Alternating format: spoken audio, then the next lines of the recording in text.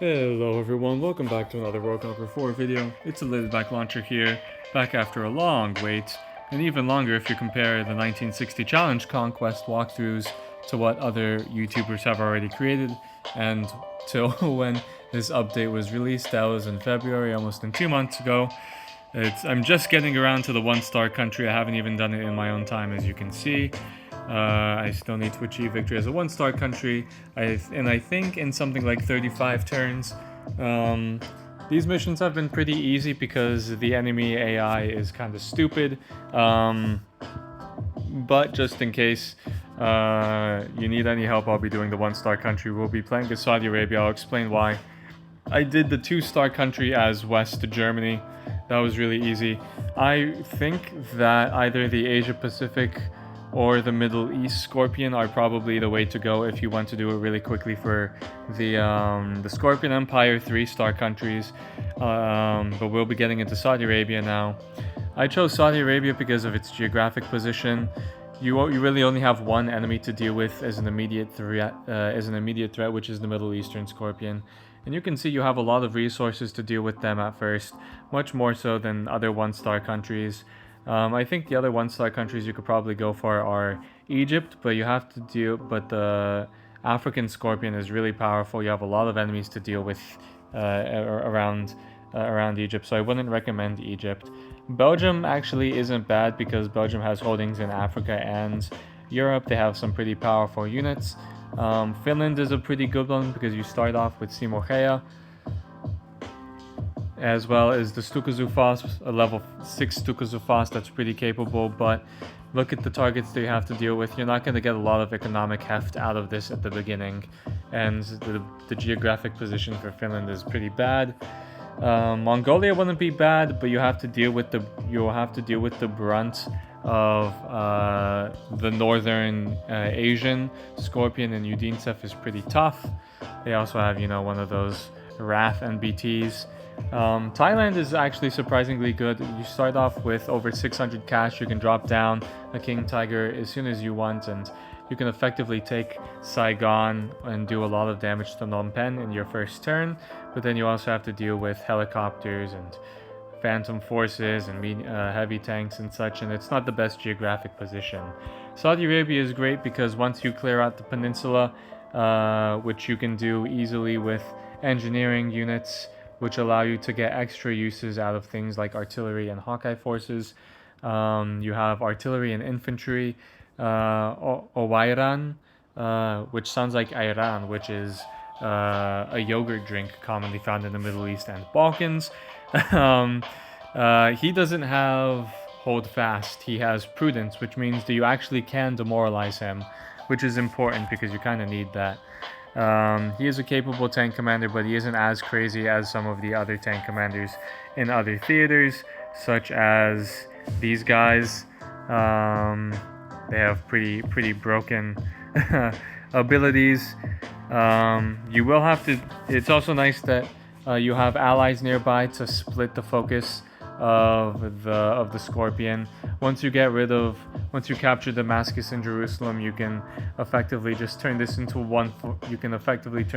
one-front war on the rest of the Arabian Peninsula, and then you can just push up into the Central Asian and Eastern Europe area of the Scorpion Empire, which gives you a lot of economic heft. As you can see, that the Middle East has a good geographic position and good economic bonuses to it, and then you're still only just in India away from getting involved into Asia Pacific, and then you're also just one Red Sea away from being involved in Africa. So you have a very good geographic position as the Saudis. And yeah, we're just gonna do this one thing at a time. I'll be showing you how to be most efficient in this mission. So you want to sort of break it up into different main avenues of advance. For Saudi Arabia right now, you're going to have two. You're going to have the Levant in Palestine, the historical term for Palestine, the region that encapsulates what is currently Damascus and Jerusalem on the map. Jerusalem has a level 4 attack center. I wonder what they're trying to say with that. Are they saying that the Jews are aliens? I'm not quite sure. And then you will also be focusing on Dubai primarily first. And so we're going to start off with Dubai. We're going to be dropping down Nenonin. Hopefully, okay, nope. So just if you've watched my older Doom Warzone videos or some of my other Conquest videos, if it doesn't go, if it's important to get these first turns right. So I'm going to be, if you don't get the first turn or two exactly the way you want it to be, then I'm just gonna pause the video, reset it, and then we'll return to where we are. So quick pause and I'll be right back, because an 80% chance of not being attacked back did not happen, and we lost an important artillery commander. And so now we're gonna attack again. Hopefully demoralize, because that's what I've configured Nenonin for. You need to demoralize this guy so he doesn't do that much damage to your allies. He is still on a level 8 Divine Wrath, so another quick pause, another reset, BRB.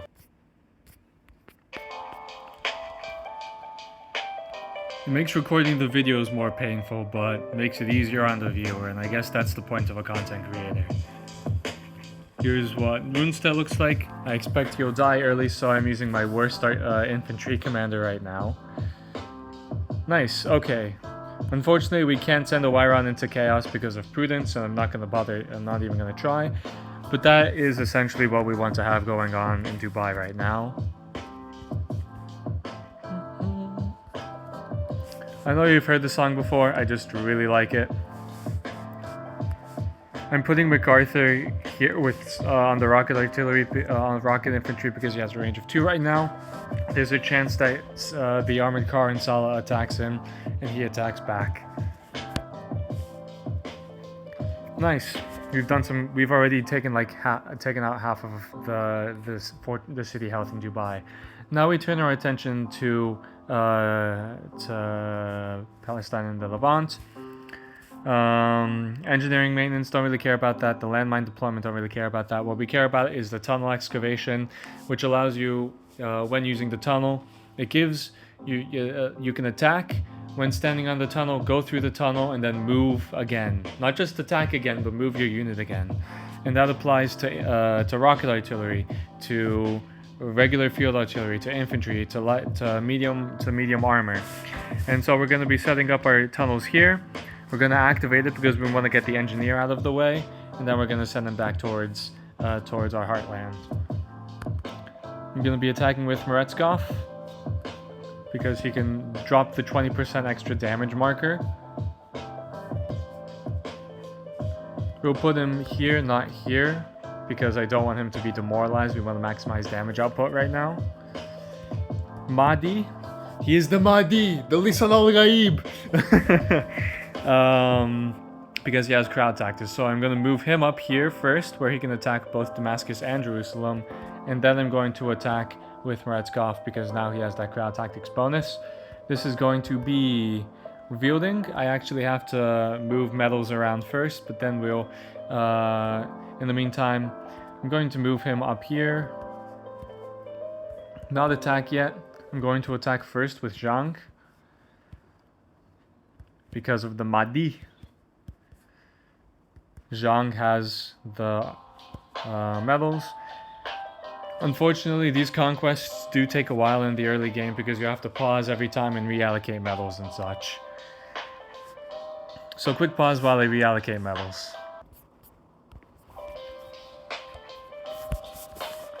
One attack here. And then another here. I'm going to move you up. Well, actually, I can afford to keep you there. I don't want to move you up here. The armored car has a range of 2 anyway.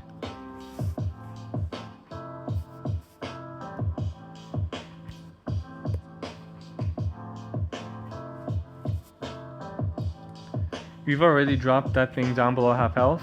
I don't know what the health looks like on the armored car in Jerusalem, so I'm going to attack that again and try to drop it below half health.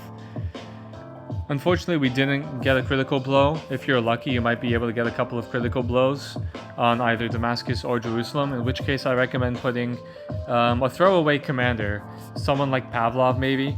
I currently haven't upgraded Pavlov, so maybe not Pavlov. A throwaway infantry commander who has higher health. Put the infantry defense ribbon on them, put the infantry mobility ribbon on them, and you might be able to capture one of these cities, preferably Jerusalem, because it has that level 4 institute. We're going to be moving the rest of our troops back. Don't forget to use your fortresses and such.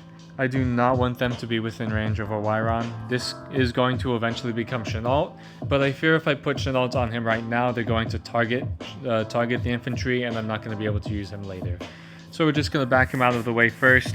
Don't forget to drop down mines. That's a useful ability. I'm putting it down on the mountain because that's a more desirable defensive position, and it is 2 tiles away from Jeddah.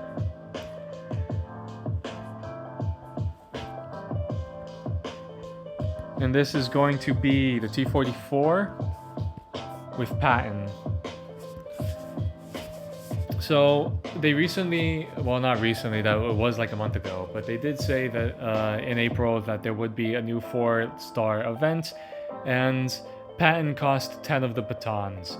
If I had gone for someone like Bok, who I think is probably a better value if you're in the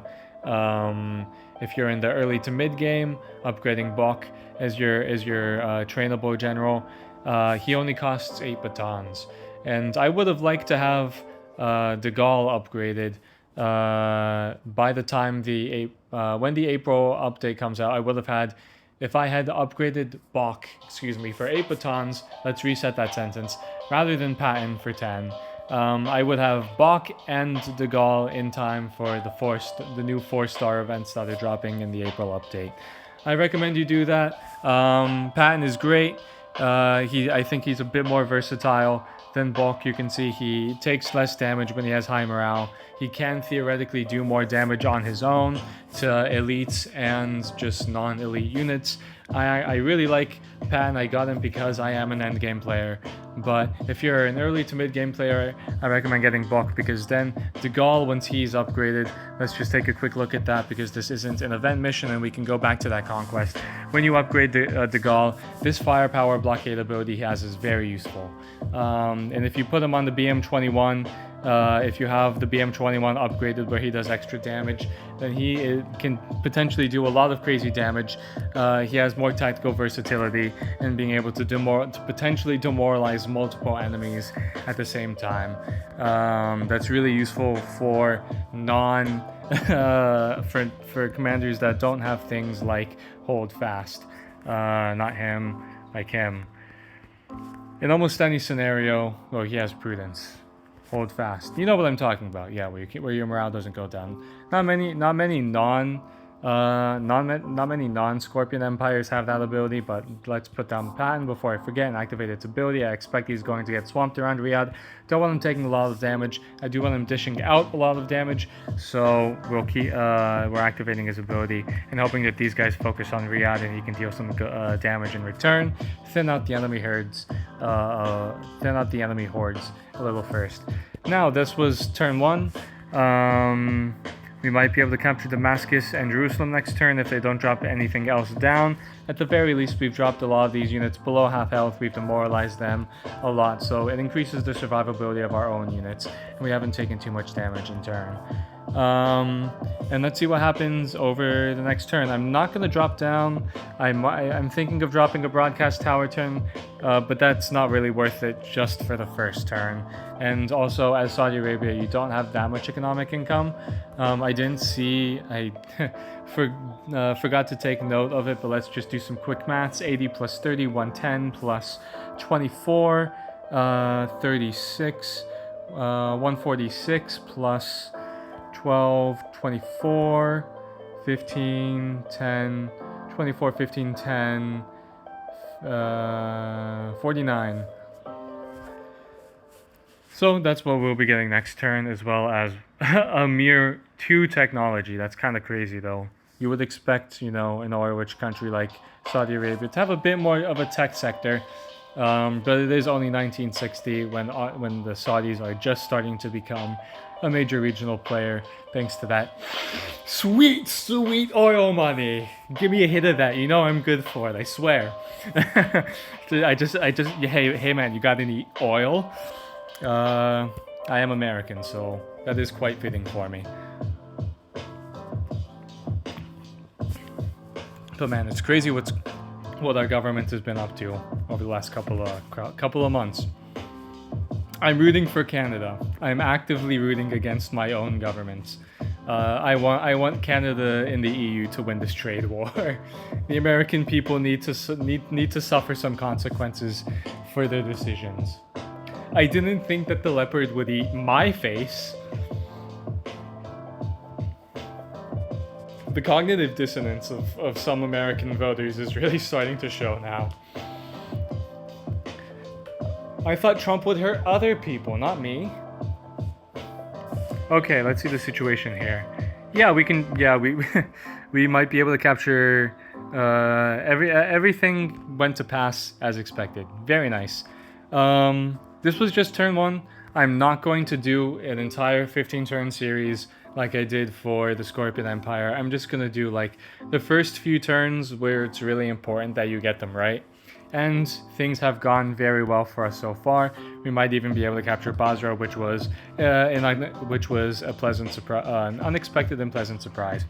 Anyway, thanks for sitting through my political rant. Let's see. Yep, we'll definitely be able to thin out this horde. Thanks for watching the video. If you got any tips, if you learned anything new, got any new tactics, tips, tricks, enjoyed my commentary, then hit the like button if you enjoyed the video. If you have any questions, suggestions, comments, concerns, then leave them down below in the comments. I read all of them and respond to all of them. I enjoy interacting with my viewers. You are why I am still doing this. I am not gonna lie, I am kind of losing interest in this game.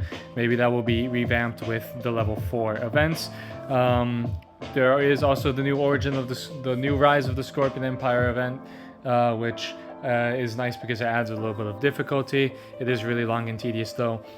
And if you want to see more videos like this in the future, then hit the subscribe button, ring the notification bell, give it a pleasant little ding, something to improve your day a bit. And I will see you in the next one. This is the Laidback Launcher signing off, everyone. 07.